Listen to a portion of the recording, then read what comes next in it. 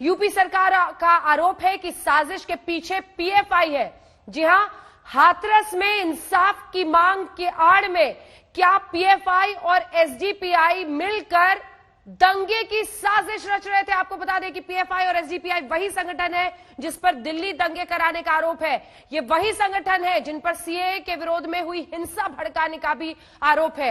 SDPI की तरफ से हमारे साथ नेशनल सेक्रेटरी उनके जुड़ेंगे, लेकिन उससे पहले ये रिपोर्ट देखिए।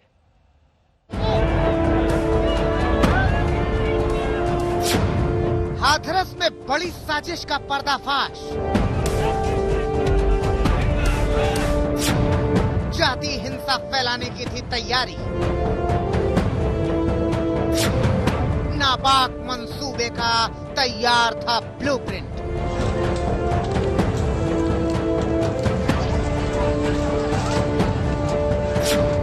पीएफआई और एसडीपीआई के हाथ का शक। हाथरस केस के बहाने यूपी और देश के कई हिस्सों को सुलगाने की साजिश तैयार कर ली गई थी। शहर दर शहर आग लगाने का ब्लूप्रिंट तैयार कर लिया गया था। ये तमाम चौंकाने वाले खुलासे किए हैं उत्तर प्रदेश सरकार ने। 1.5 करोड़ नौजवानों को स्वतः रोजगार और रोजगार के साथ जोड़ने का कार्य ये जो हुए हैं, कैसे कोई समाज विरोधी तत्व, कैसे कोई राष्ट्रद्रोही तत्व इन सब चीजों को स्वीकार कर सकता है?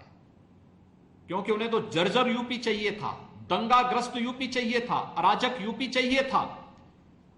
अब उनकी मनसाएं पूरी नहीं हो रही तो षड्यंत्र रचने में लगे हैं। लेकिन अगर कोई माहौल बिगाड़ने का कार्य करेगा तो सख्ती के साथ उससे निपटने की भी एक दृढ़ इच्छा शक्ति के साथ हम कार्य करने के लिए पूरी प्रतिबद्धता के साथ कार्य कर रहे हैं। जिस मुश्किल घड़ी में एक बेटी का परिवार इंसाफ की उम्मीद लगाए अपने आंगन में बैठा था, उसी दौर में पर्दे के पीछे रहते हुए तैयार हो रही थी हिंसा वाली साजिश।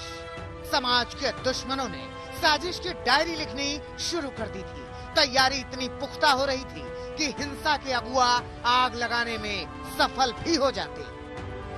अब आप सुनते जाइए यूपी में जिस हिंसा की साजिश का खुलासा हुआ है उसकी प्लानिंग कैसे की गई थी।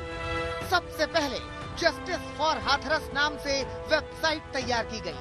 वेबसाइट पर आपत्तिजनक और भड़काऊ सामग्री अपलोड की गई। वेबसाइट पर बताया गया था कि कैसे दंगे करें, दंगे में शामिल होने वाले आरोपी कैसे अपना बचाव करें। इतना ही नहीं, हाथरस के परिवार को मदद के नाम पर फंडिंग की जा रही थी। यूपी की पुलिस को शक है कि दंगे की साजिश तैयार करने वाली वेबसाइट के पीछे एसडीपीआई और पीएफआई जैसे संगठनों का हाथ है।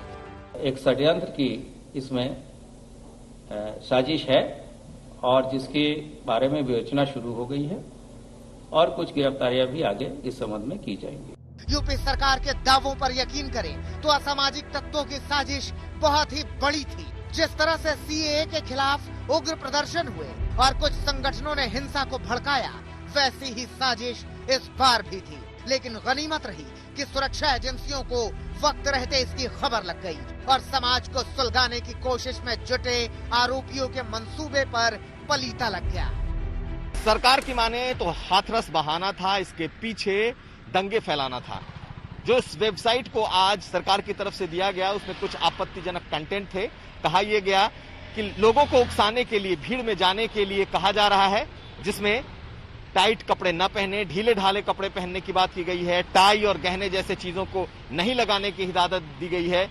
साथ साथ बड़े बाल न रखने की हिदायत दी गई है क्योंकि ऐसे में पकड़ में आ सकते हैं। कुल मिलाकर ऐसे वेबसाइट के जरिए लोगों को भड़काने और भीड़ तक पहुंचने की अपील इसमें दिखाई देती है। खुलासे के मुताबिक रातों रात जस्टिस फॉर हाथरस नाम की वेबसाइट तैयार की गई। फर्जी आईडी के जरिए हजारों लोग जुड़ भी गए। वेबसाइट पर बताया गया कि कैसे दंगा करना है, दंगों के बाद कैसे बचना है। हिंसा की साजिश के पीछे जिनका दिमाग था उन्होंने वेबसाइट पर यहाँ तक जिक्र किया था कि जहाँ दंगा करना हो उस जगह की पहचान करें, जरूरत पड़ने पर छिपने की जगह को भी पहचानें, पुलिस की बर्बरता का वीडियो बनाएं, N95 मास्क का इस्तेमाल करें, सोशल मीडिया पर अपनी रिकॉर्डिंग नहीं डालें, अपने लोकेशन का जिक्र कहीं नहीं करें, कोई डिजिटल सबूत न छोड़ें, आंसू गैस से बचने में एक दूसरे की मदद करें, कॉन्टैक्ट लेंस न लगाएं, केमिकल से खतरा हो सकता है, ज्वेलरी और टाई न पहने, आसानी से पकड़ में आ सकते हैं।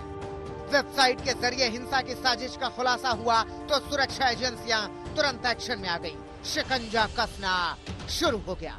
कुमार अभिषेक, लखनऊ, आज तक।